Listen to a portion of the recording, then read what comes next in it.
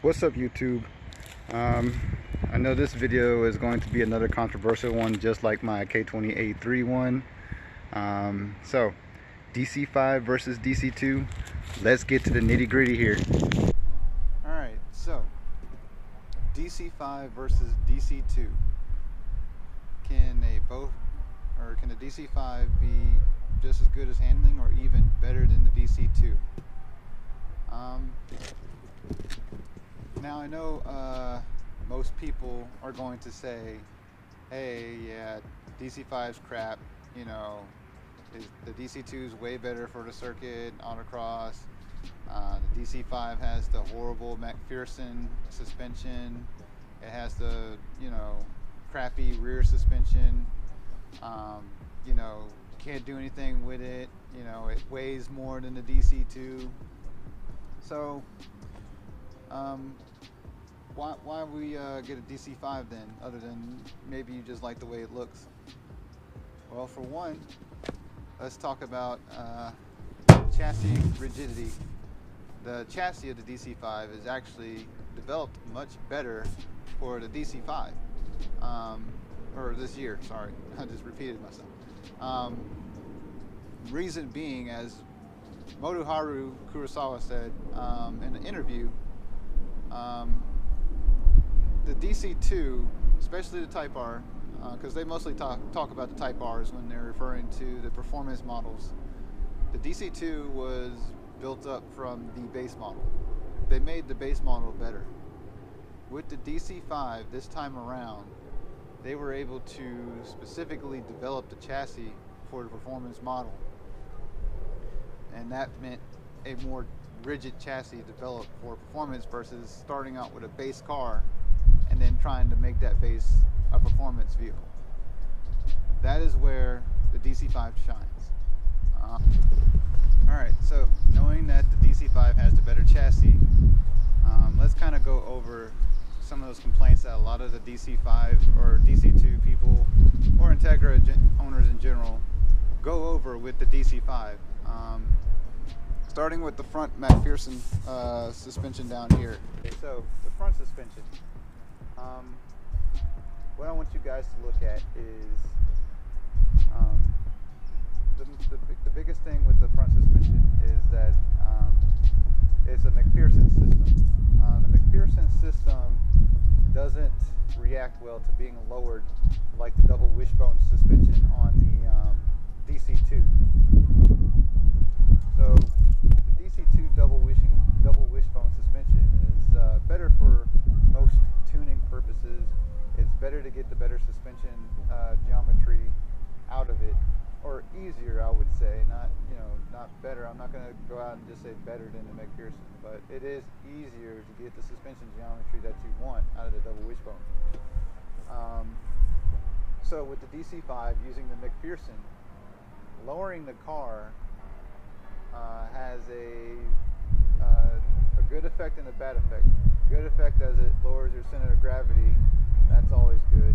And a bad effect with the McPherson suspension, that it starts to mess up your suspension geometry. As you lower the car, if you pay attention to the lower control arm of the front suspension, you'll start to notice that it'll start to angle up from the center of the car. When your lower control arm starts to angle up from the center of the car, you're actually throwing off your roll center. The roll center is where it's a basic instantaneous point wherever the control arm from the top control arm, which on the DC5, the top control arm part would be considered the top hat that connects to the strut tower. So if you measure from the top strut of the suspension, or where the coilover basically meets the top strut, down to an imaginary line where the lower control arm would actually touch to extend them. That would be your instantaneous roll center point. So as you lower from the center, the angle from the center, the roll center starts to drop below ground. Once you have a roll center that goes below ground, you want to get it close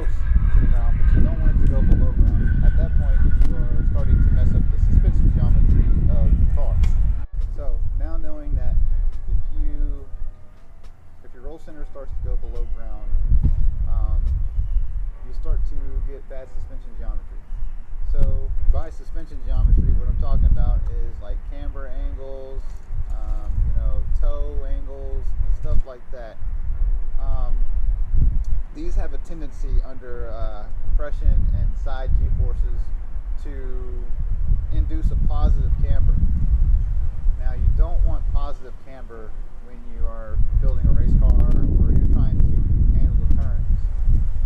You want negative camber, and not like the slam cars that you might see in car shows and stuff like that, but a effective or practical negative camber angle that basically achieves what you're trying to do, which you won't know unless you take the car around the track and you start measuring tire temperatures. Going back to the front suspension, so what are some things you can do to get the results you want out of the McPherson suspension in the front? Okay, so there's a compliance bushing on the lower control arm. Under a heavy braking and under loads, this compliance bushing actually allows for the toe angle to change. The reason for this is Honda developed this car to understeer from the factory, because if you understeer, it's your fault. If you oversteer, it's Honda's fault. So understeer is generally considered safer than an oversteer situation, because basically all you got to do is slow down. It's really slow to happen. You slow down and you're all right. So first thing you need to do is you need to replace the bushings up front. You need to get rid of the compliance bushing. Not necessarily the second bushing, but at very least you do need to change that compliance bushing to a stiffer rubber or polyurethane or metal or whatever floats your boat, whatever you're trying to achieve. It actually has some ones that add caster. I would recommend that if you're going full race car or whatever, because having more caster angle will help you with this suspension that actually does not do very good at developing a caster angle without modifying the top hat. Another thing is they have extended ball joints. Extended ball joints will help you to lower the car while not getting that angle on the lower control arm that starts to happen as you lower the car. This will help keep your roll center a lot better, so you can maintain a good suspension geometry and put the cornering forces where they need to be. Another thing is, of course, what everybody does is static camber. I say static camber because caster kind of does the same thing, but it's not static. Static camber, you want to increase, you want to try to get as much static camber as you can. You can use cam bolts on the strut tower, or you can use top hats that adjust the camber as well as the caster. You could probably search around on Club RSX to find those. Let's move back to the rear. Let's talk about the rear. So the rear suspension, if you look at the rear suspension on mine, you'll notice that, or if you look at the front or the rear on mine, you'll notice that my control arm is level. A level control arm isn't necessarily bad. It's only when it starts to angle up. If you notice the top control arm on the rear of mine, it actually points downwards, which is actually a good thing. So you know what, the rear suspension actually probably is a little bit better than the front. Hence how this car understeers. It has an understeering problem. The rear actually has a compliance bushing, but that compliance bushing causes a toe out scenario. Toe out actually helps the car to turn in better. Granted, with a rubber bushing, it's a little bit more unpredictable and you have to give it a little bit more corrections when you're driving, but still having toe out is better than having toe in. This will help the car to rotate.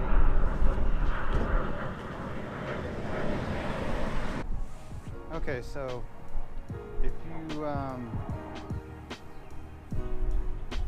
so the rear actually isn't bad because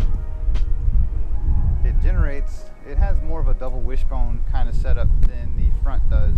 It's kind of like a double wishbone trailing arm suspension. So with that being said, the geometry is a little bit better as far as it generates negative camber under compression and load, and it generates a toe out scenario under compression and load.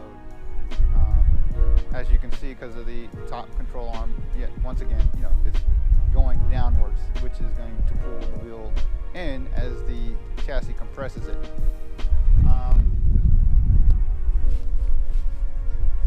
Now, knowing those good factors, there is a downfall that does make the rear suspension in the DC5 chassis have issues.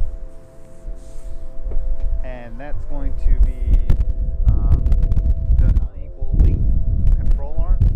Unequal linked control arms cause a motion ratio issue with the strut in the back.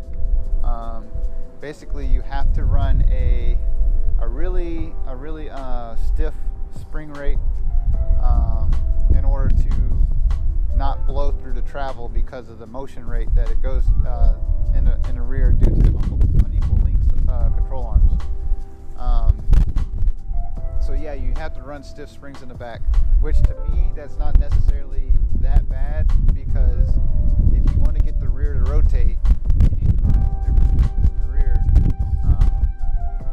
and maybe just kind of lessen the sway bar that you use in the rear. It's up to you. I suggest taking the car around the track and pushing it to help you decide if you do need maybe a larger diameter sway bar, or if you might need to lower the diameter sway bar if you're getting too much oversteer in the corners and you're not able to, and it's starting to mess up your lap times or your time through the corner. So yeah, run stiff rates in the rear. So you should be running stiffer rates in the rear actually than in the front on the DC5. So if your spring rates don't reflect that when you're buying coilovers, then you need to avoid those coilovers because they don't know what they're doing if your rears aren't a good bit more stiffer than the ones in the front. Also, there's a compliance bushing. You can get a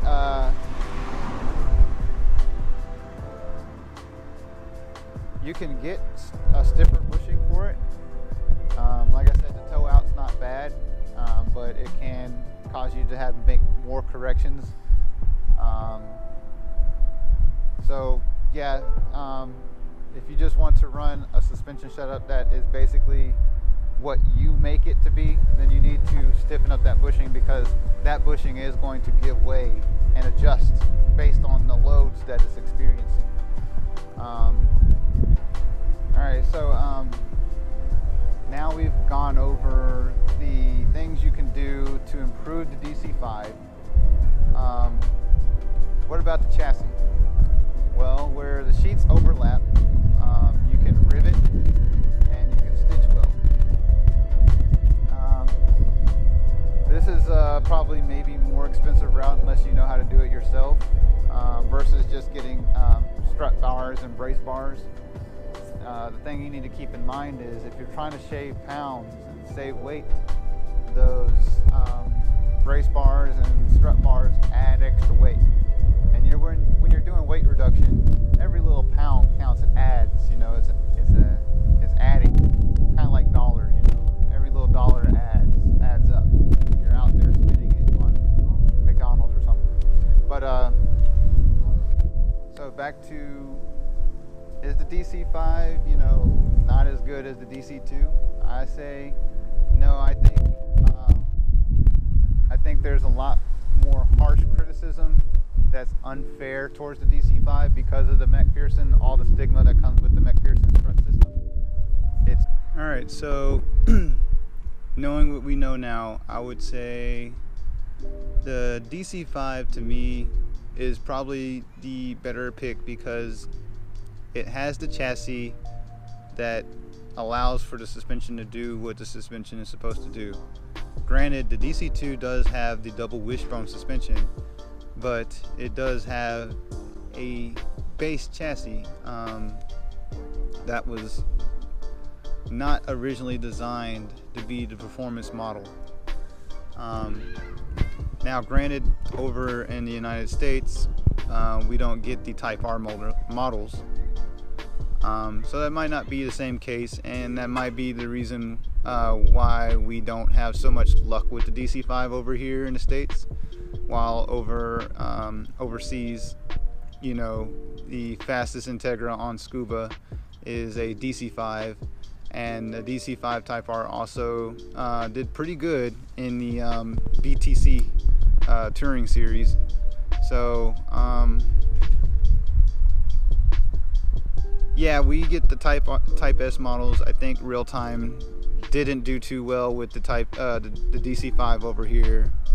I can't remember. I think Honda Racing, you know, they just weren't able to get the suspension to act the way they wanted it to act, and they were having better luck with the TSX suspension. So, as I was saying, I still think that, you know, there's just a lot of stigma towards the McPherson system, and the DC5 is unfairly judged based off of the stigma rather than good solid facts.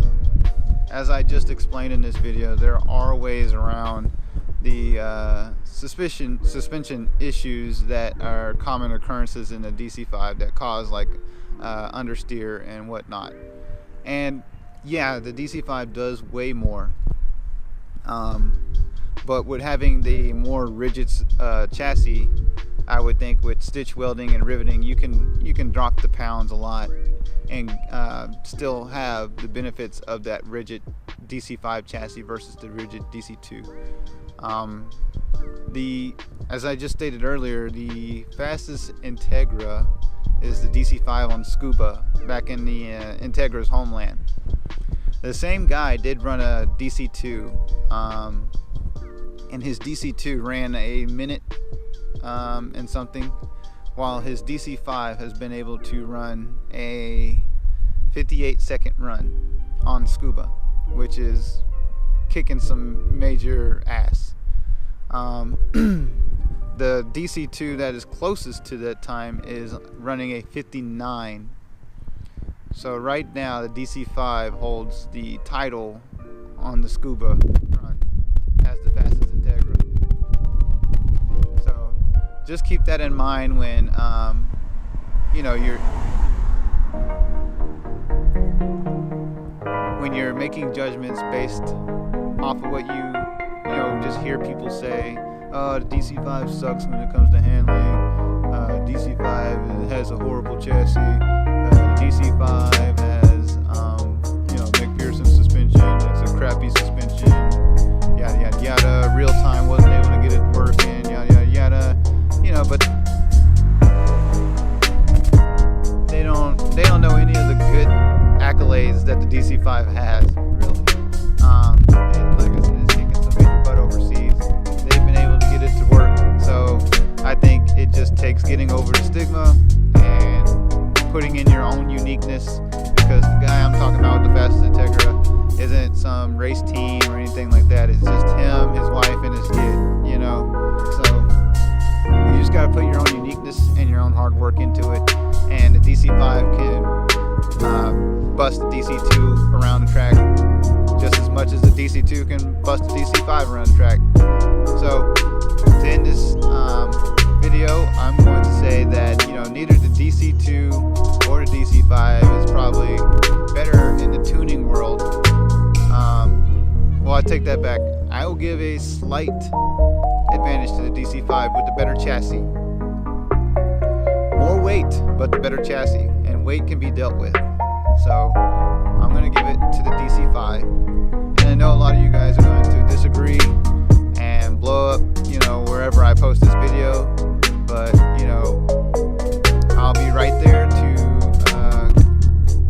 discuss with you in a friendly manner, of course, why I stand behind what I think about the DC5. So, I'm not trying to be a DC5 fanboy. That's why I wanted to discuss the disadvantages and the advantages of the DC5. And then I wanted to show you guys how to get around these disadvantages. And then I wanted to give you guys examples that the DC5 is doing some big things out there. So don't let nobody tell you differently. Don't let nobody discourage you if you want to make a circuit car, a DC5 into a circuit car, or a DC5 into an autocross car. Alright, I will go ahead and end it with that, and I hope to see you guys in the next video. I might do a quarter-mile track hopefully this weekend. I don't know how that's going. I've got a lot of things going on in life right now, so it's actually the reason why this video is probably taking a little bit longer than I thought to get to you guys. But yeah, I wanted to educate again the underdog things, the underdog theme, just like I did with the K28-3. Nobody has faith in the K28-3. This thing's trash. Bam! I show you that it's not trash. DC5. Everybody thinks that the suspension's trash, and bam! I'm showing you that it's not trash. So, all right, guys. Peace.